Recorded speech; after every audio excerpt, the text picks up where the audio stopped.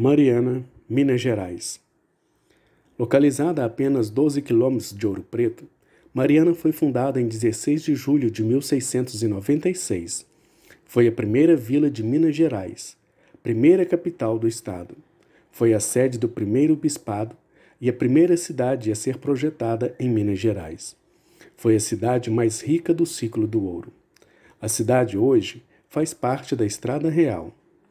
Além de guardar relíquias e casarios coloniais que contam parte da história do país, em Mariana nasceram personagens representativos da cultura brasileira, entre eles Cláudio Manuel da Costa, poeta e um dos líderes da Inconfidência Mineira. Foi um importante movimento contra a coroa portuguesa, ocorrido em 1789.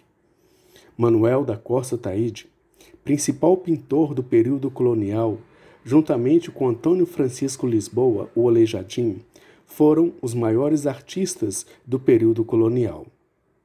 Mariana recebe boa parte do fluxo turístico de Ouro Preto. Possui grandes atrativos turísticos, como grande ênfase aos esportes radicais, como montanhismo e mountain bike. Atração imperdíveis em Mariana é a Mina da Passagem. Localizada a 5 quilômetros da cidade, é uma das pouquíssimas minas de ouro aberta à visitação no Brasil. A descida para a galerias subterrâneas se faz através de um troller, num percurso de 315 metros de extensão, chegando a 120 metros de profundidade. A visitação dura em torno de 1 hora e o percurso é feito com um guia. O ideal é passear pelas ruas de Mariana a pé, pelo centro histórico, visitar na Praça Cláudio Manuel, também conhecida como Praça da Sé, onde há a Catedral de Nossa Senhora da Assunção, onde no seu interior há um órgão alemão do século XVIII.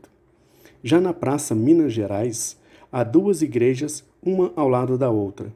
A Igreja de São Francisco, construída em 1794, e a Igreja de Nossa Senhora do Carmo, construída em 1826.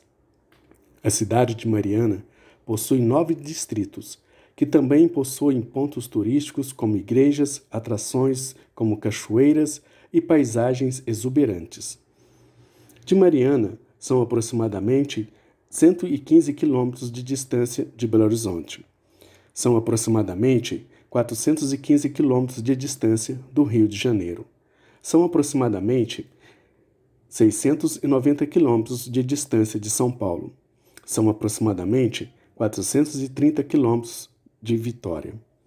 De ônibus, a partir da rodoviária de Belo Horizonte, a viagem dura em torno de 2 horas e é feita pela Aviação Pássaro Verde.